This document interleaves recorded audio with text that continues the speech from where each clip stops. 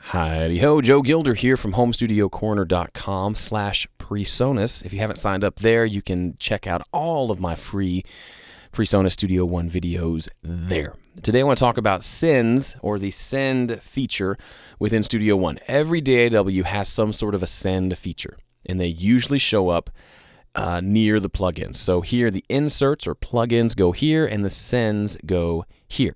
Now if you're familiar with sends, then you know how sends work. But if not, then I need to show you because they're a really cool tool that obviously originate from the analog days. If you play in a band and you're used to having somebody, the live sound guy, the front of house guy, running monitor mixes for you, he's using these sends, or sometimes they're called auxes, on the board to send you and to create your mix. And so it's sending a copy of the signal somewhere else. So you're not hearing the front of house mix, hopefully, in your wedge monitor or your in-ears. You're hearing a custom mix that was made for you that's got the balance that you need to hear for the show.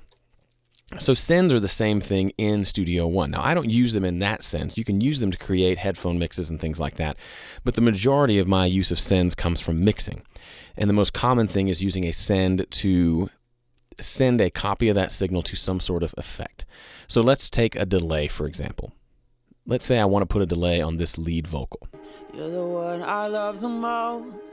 Give everything. Now, in historically, you'd have to create a bus or an aux, put a delay plugin on there, and then create a send to send from the vocal to that bus. In Studio One, you don't have to do that. You don't even have to know that that's how it used to be done.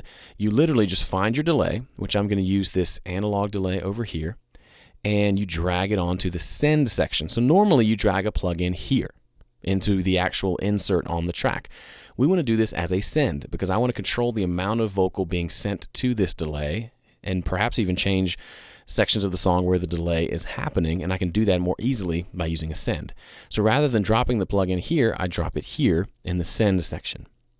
And it's very quick, but what happened when I let go, it did a couple of things. First, it created a send here. So I now have a send on my lead vocal track that is sending to something called analog delay. If you'll notice, this track to the right appeared as soon as I dropped it. This is an effects bus that has already been created and named called analog delay, and it has the analog delay plugin on it. And as soon as you drop it, it pulls up the plugin so you can start tweaking. One of the cool things Studio One does for you is it actually locks out the mix knob and sets it to 100%. That's how you want it to work. You want your dry vocal to be coming down this channel and the quote-unquote wet vocal or the delayed vocal to be all the way over here. So if I solo this and hit play, you'll hear. You're the one I love the most. Give everything. So simple setup of a delay. And now the send controls are really easy.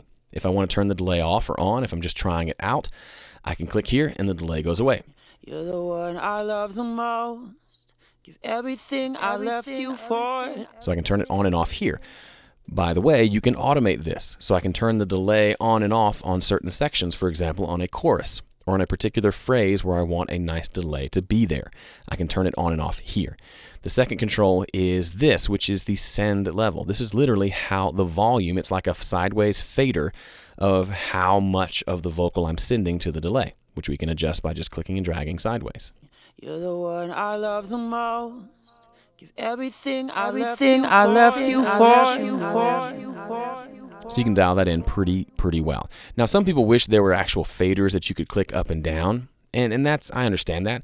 However, this works pretty well, and if you need more fine adjustments, if you hold down the shift key while you're adjusting this, you'll notice it's a much smoother, smaller movement. I'm moving my mouse all the way across the screen and making tiny motions, as opposed to just clicking and dragging. I can drag it all the way up and back from +10 to -78 within like moving an inch on the screen. So if you find the rough level that you want and you want to do tiny adjustments, hold down shift and you'll see it's moving at 1/10 of a decibel per click, if that makes sense.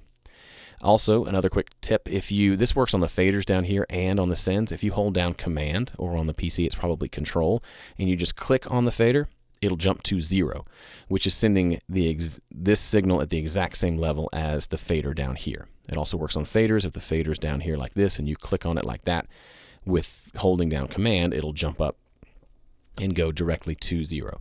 The final control, and I'll talk about this one in the next video, is a panning control. So if you perhaps want the delay off to the side for some reason, you're the one I love the most. So there you go, it went to the right.